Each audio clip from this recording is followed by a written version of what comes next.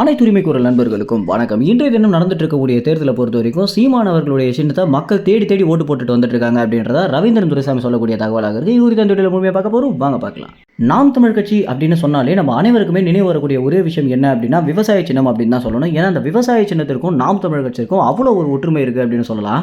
இப்படி இருக்க சூழல்ல ஒன்றியத்துடைய ஆளுமையினால சீமானுக்கு பார்த்தீங்கன்னா இந்த ஒரு விவசாய சின்னம் மறுக்கப்பட்டிருந்தது. இந்த ஒரு விஷயம் அப்படின்றது தமிழ்நாட்டு மக்களை ரொம்பவே கடுப்பேற்றிருக்கு அப்படின்னு தான் சொல்லி ஆகணும். என்னதான் சீமானுக்கு ஆதரவே கொடுக்காத மக்களாக இருந்தாலும் இந்த ஒரு விஷயத்தில் பார்த்தீங்கன்னா ஒட்டுமொத்த தமிழ்நாட்டு மக்களுமே சீமானுக்கு சாதகமாகவும் சீமானுக்கு ஆதரவாகவும் தான் முடிவு எடுத்துட்டு வந்துட்டு இருக்காங்க.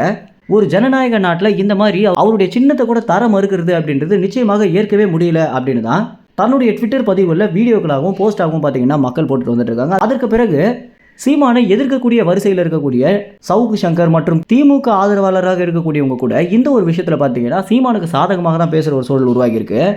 அதற்கு பிறகு நாம் தமிழ் கட்சியிலிருந்து விலகிய ஒரு சில நிர்வாகிகளான நாம் தமிழ் கட்சியிலிருந்து விலகிய ஒரு சில நிர்வாகிகள் கூட பார்த்தீங்கன்னா சீமானுக்கும் எங்களுக்கும் என்னதான் கருத்து வேறுபாடு இருந்தாலும் இந்த ஒரு விஷயத்தை நிச்சயமாக எங்களால் ஏற்க முடியாது அப்படின்னும் அவருக்கு விவசாய சின்னம் தரல அப்படின்னா நாங்கள் அனைவருமே சேர்ந்து போராட வேண்டிய சூழல் கூட உருவாகலாம் அப்படின்னு நிறைய மிரட்டல்கள் கூட பார்த்தீங்கன்னா ஒன்றியத்திற்கும் தேர்தல் ஆணையத்திற்கும் கொடுத்திருந்தாங்க.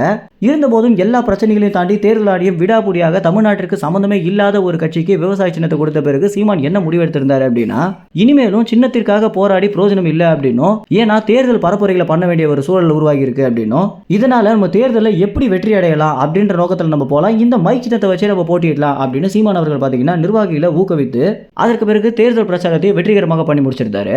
இதனுடைய ஒரு வெளிப்பாடு தான் இன்றைய தினம் பார்த்தீங்கன்னா தேர்தல் நடந்துட்டு இருக்க ஒரு சூழல்ல நிறைய பாமர மக்கள் சீமானுடைய சின்னம் என்ன அப்படின்னு தேடி தேடி ஓட்டு போட்டுட்டு வந்துட்டு இருக்காங்க அப்படின்னு இன்றைய தினம் நேர்காணல் கொடுத்திருக்கக்கூடிய ரவீந்திரன் துரைசாமி பார்த்தீங்கன்னா சொல்லியிருக்காரு. அதற்கு பிறகு விஜய் கூட பார்த்தீங்கன்னா அரை மணி நேரமாக எந்த சின்னத்திற்கு ஓட்டு போடலாம் அப்படின்னு பொறுமையாக முடிவெடுத்து ஓட்டு போட்டிருக்காரு அப்படின்னு தகவல் வெளியாகி இருக்கு. ஏற்கனவே அவருடைய பாடல் மூலம் மைக் சின்னத்திற்கு ஆதரவு கொடுக்கிற மாதிரி வீடியோ வெளியிட்டிருந்த விஜய் அவர்கள் ஒருவேளை மைக் சின்னத்திற்கு தான் ஓட்டு போட்டுப்பாரோ அப்படின்ற ஒரு பெரிய கேள்வி எழுந்திருக்கு.